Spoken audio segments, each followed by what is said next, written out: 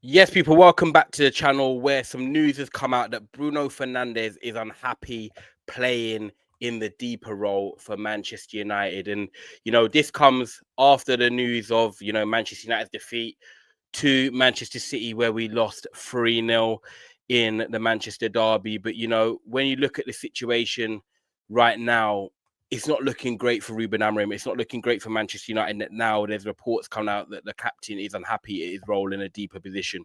There's already been problems, people, that Kobbie Mainoo's not getting game time, but all of a sudden he's now competing with Bruno Fernandes for a spot.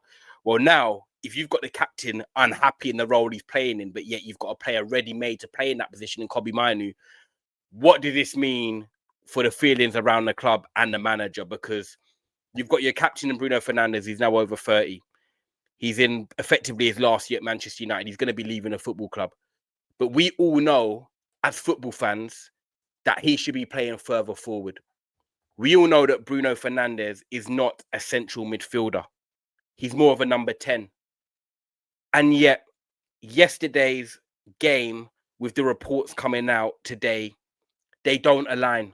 They do align, but I'll tell you where they don't align. They don't align because Ruben Amorim had the perfect opportunity to play Bruno Fernandes in the position that we wanted to see him in. That is the number 10 role. Mason Mount was out. Matheus Cunha was out. They're the people that have been playing number 10. Brian Mbeumo's obviously got locked in one of the positions. Ahmad can play number 10 or wing back. But Ruben Amorim decided to go with Bruno Fernandes in the central of midfield when we know that we needed him in the 10 role to be more advanced, to be more creative, to help Mbeumo and Sesko. And then you can bring Kobbie Mainoo in, who gives you a bit more guard, a bit more technical security, a bit more, I'll slow it down. I'll take control of the tempo. And we saw what he done 2 years ago in that FA Cup final against Manchester City. So now for Bruno to come out and say he's unhappy playing in that role when he probably knew yesterday, right, this is my perfect opportunity to get back in a position that I want to play in. And look, I understand Cunha's here. I understand Mbeumo's here. And they're going to play in them roles behind the striker. But I am captain. Get me in a position that I can be most effective. Not because you want to fit in Mbeumo and Cunha, and then I've got to play in midfield. And now, with this report coming out from Chris Wheeler in the Daily Mail saying that Bruno Fernandes is unhappy with his role at Manchester United, I don't know what this means going forward, because I don't think Ruben Amorim's going to tweak it. He's already come out and said after the final whistle yesterday, I'm keeping to my philosophy. So one, we know that the formation is going to remain. Two, where does that leave Bruno then? Because that would now mean that one of Cunha or Mbeumo have got to be dropped, because I don't see them as number 9s. I don't quite see him as number 9s. I don't know what an Mbeumo, Cunha, and Fernandes front three could work like. I don't know. But we need to get Kobbie into this midfield. There's no way I can carry on watching Manchester United and not have Kobbie in the midfield. If I had it my way, I would have Casemiro and Kobbie in midfield together. Let me know in the comments if you agree with that. That would be my midfield too. Casemiro, Kobbie. One defensive, wins the ball back, give it to Kobbie. Allow him to do his thing. Allow him to thrive. And then in the number 10 role, you can have Bruno Fernandes, Cunha, or Mbeumo. I don't mind if they rotated. I don't mind. Because I know Bruno can be effective there. I know how great Cunha can be there. I know how good Mbeumo can be there. But I know he's more of a winger. But there's a problem now. Because I'm not saying that these reports are true, by the way. But of course, we've got to talk on the reports. But it just leaves a bit of a sour taste, if I'm totally honest. Because now you've got the manager under pressure. We're on 4 points after 4 games. We've got Chelsea at home on the weekend, which is a must-win. We've then got Brentford half 12, Sunderland after that, which are still going to be tricky games. But on paper, we should be winning. I want minimum 7 points from the next 9. Don't call me delusional. If Amorim wants to keep his job, he needs at least 7 points from the next 9. So the only solution is this. Manchester United must change formation. And if the manager is not going to change formation, maybe the manager might have to go. And look, I like Ruben Amorim. I really wanted him to succeed. And I know people might say, oh, Ty, you always want managers to succeed. I didn't want David Moyes. I didn't want Jose Mourinho. I didn't mind Ollie because he got Martial, Greenwood and Rashford playing well together. Van Gaal didn't mind, but the football stifled me in the end. Ten Hag, I did want, because at the time it was him, Pochettino or Luis Enrique. Well, we've now seen what Luis Enrique's done, and we've now seen what Poch has done. But Amorim, he came in, he said the right things. I felt like, okay, he understands what the club needs, the club requires. But he says a lot, but the pitch isn't doing a lot. And there's only so long I can back this manager in terms of, okay, you're providing me with something tangible that I can come to you guys who watch my channel, and I appreciate it, that I can say, this is why I back the manager, guys. Not just, I hope that we win. I hope that we win. And at the moment, with this formation, how I look at it is we're going to win some games and we're going to lose some games and we're going to draw some games. But what this is going to lack is consistency. That is what this formation is going to lack, a consistency to win 3, 4, 5 games. And we know that already because we haven't won 2 games back to back with Ruben Amorim in the league yet. But a change of formation changes everything. Why can't you just adapt, Ruben? You're still young. Why can't you show the fans? Why can't you show the board that, okay, maybe this ain't working, but I can try this? And if that doesn't work, then at least the fans can say, right, he tried it. Because if Bruno's not happy playing in a deeper position, Kobbie's not happy seeing game time, well, you can get both players playing. Play a 4-3-3. Play a 4-2-3-1.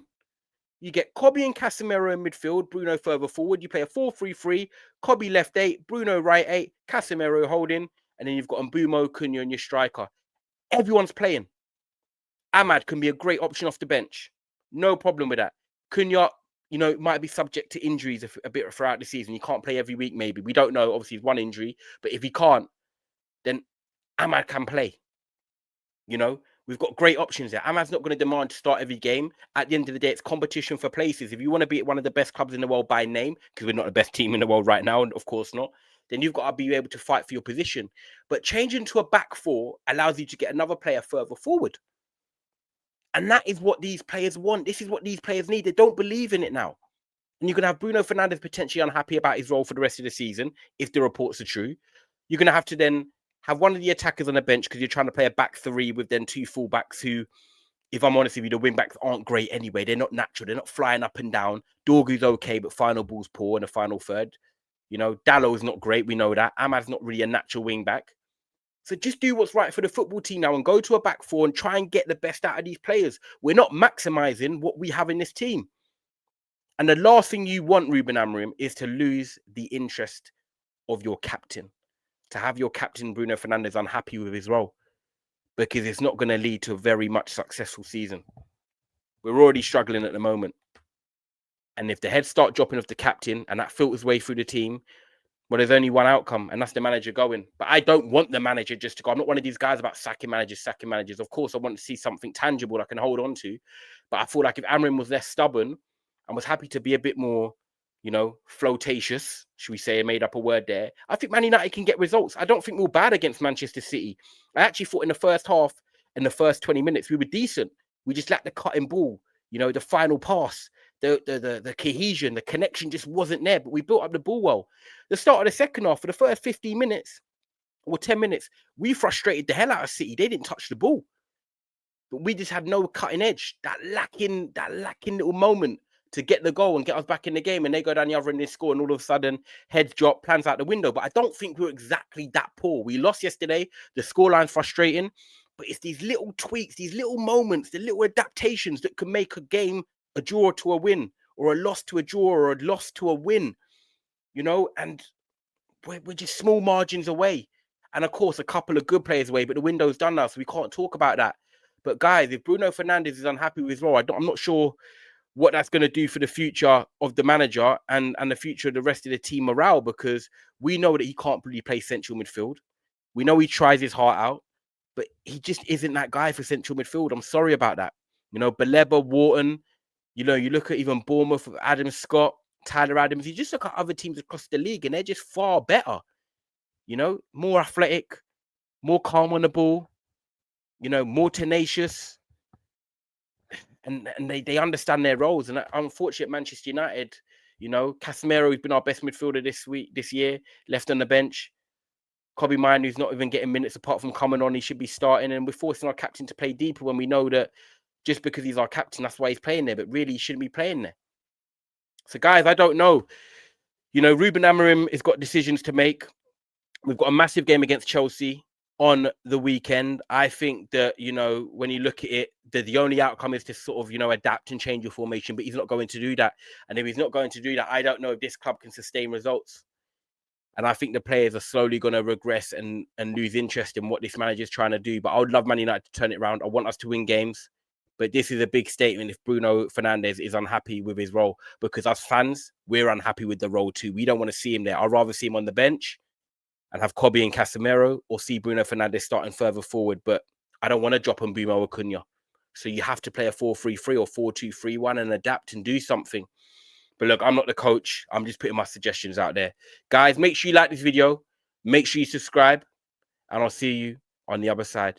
Bless up.